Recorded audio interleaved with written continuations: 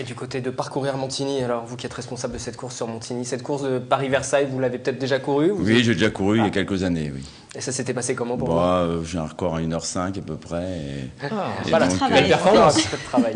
Donc comme je ne pourrais pas faire mieux, je ne fais plus maintenant. Alors on va parler de parcourir Montigny aussi, mais qu'est-ce qui différencie ces deux courses justement? C'est plus accessible, Alors oui, nous c'est une course à la fois grand public et populaire et pour la population de Montigny, et à la fois c'est une course labellisée. Donc si on veut se qualifier pour les championnats de France du 10 km, donc on peut le faire à parcourir Montigny. Je reviens vers vous, Alice, parce que je crois que vous avez un coach un peu particulier aussi, qu'on connaît bien ici à TV Fil. Et oui, qui fait partie de notre équipe, qui est monteur à TV Fil, et qui m'a entraîné pendant 3 semaines de façon assez intensive, avec de très bons conseils, notamment des conseils de nutrition. Merci à Pascal Joseph. Voilà, on va le citer tout de même, l'homme de l'ombre. Et alors du coup, prochaine échéance, je crois que M. Bussière est concerné. C'est ça.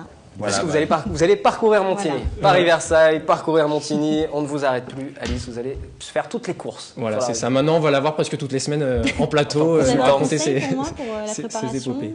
Un conseil pour la préparation, non, c'est un peu tard, quelques jours. Surtout pas partir trop vite. Et puis après, il y a une grande ligne droite. S'il y a du vent, il faut se mettre derrière un grand. Et puis pendant la ligne droite, puis après on double. Ils seront combien? Alors, pour l'instant, je ne sais pas. En général, on tourne entre 400 et 600. Donc, moi, je ne peux pas vous dire à l'heure actuelle combien on en a pour l'instant. Et il y a plusieurs formules, c'est ça? Parce que la formule de base, c'est le 10 km, mais il y a aussi d'autres formules à côté, c'est ça? 10 km, ce qu'on appelle course des As, celle qui est qualifiante. On a un 3 km pour ceux qui ne veulent pas faire trop long, qui sont davantage des amateurs, sur donc un circuit plus court. Et puis, le 1 km 7 n'est réservé qu'aux petits. Des fois, il y a des gens qui nous demandent... Les petits, c'est quelle catégorie? Les petits, ça va de 6 ans à...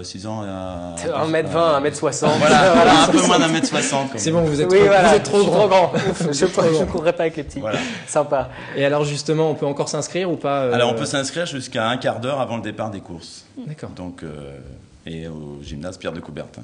Et une dernière question, il y a des coureurs aguerris qui viennent faire ce parcours à Montigny ou pas? Alors non, nous, il n'y a pas de prime, donc maintenant c'est vraiment une course pour le plaisir. Les gens viennent pour se qualifier, éventuellement on peut avoir quelques pointures qui viennent parce qu'il est plat. Donc s'il fait beau, on peut faire un temps et voilà.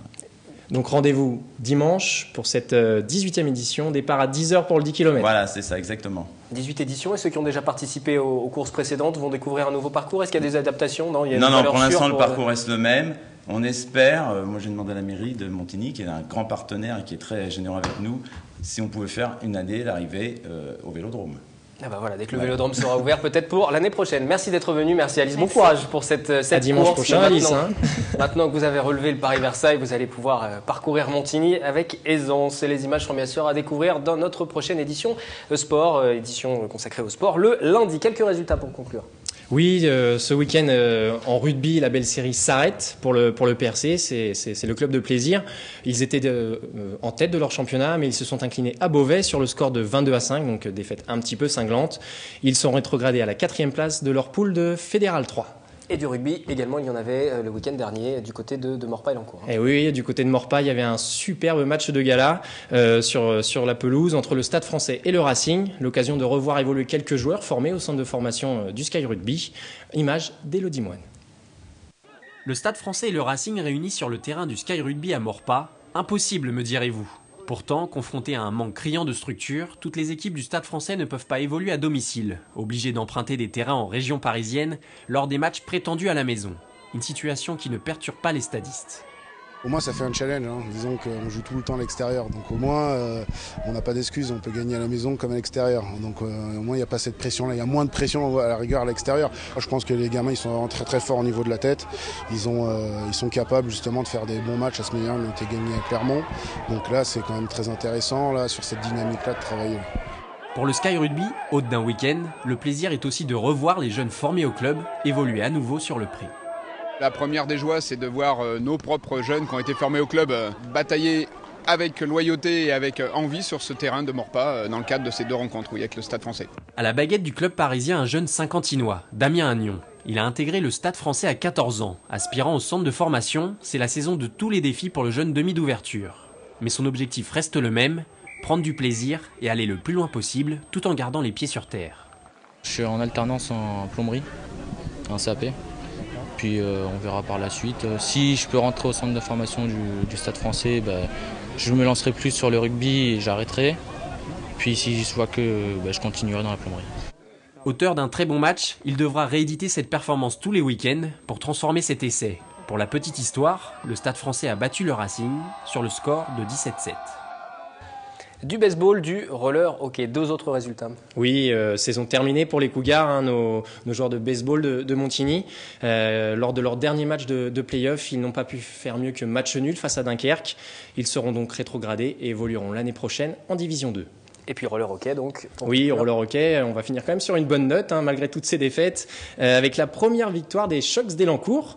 C'est du roller hockey, comme vous le disiez. Les joueurs élancourtois ont gagné leur premier match de la saison face à Rouen, 5-4.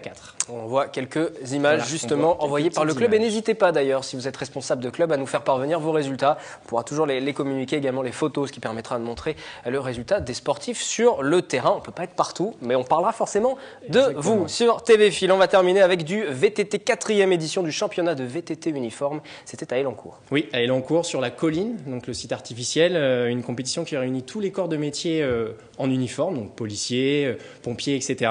Et cette année, il fallait avoir un sacré coup de pédale pour dompter la colline d'Élancourt. Valérie Auribeau. Et on peut bien sûr les encourager.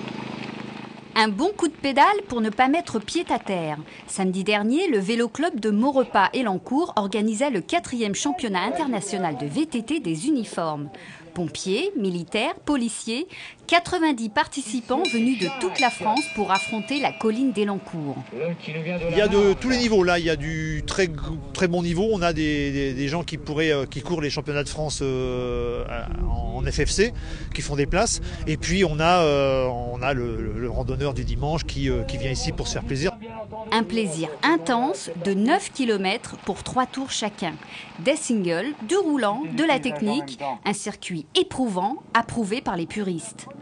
C'est un parcours très physique. Je connaissais un petit peu ce circuit parce qu'il fait partie de la revancharde. Donc non, c'est une butte artificielle mais qui est très dure.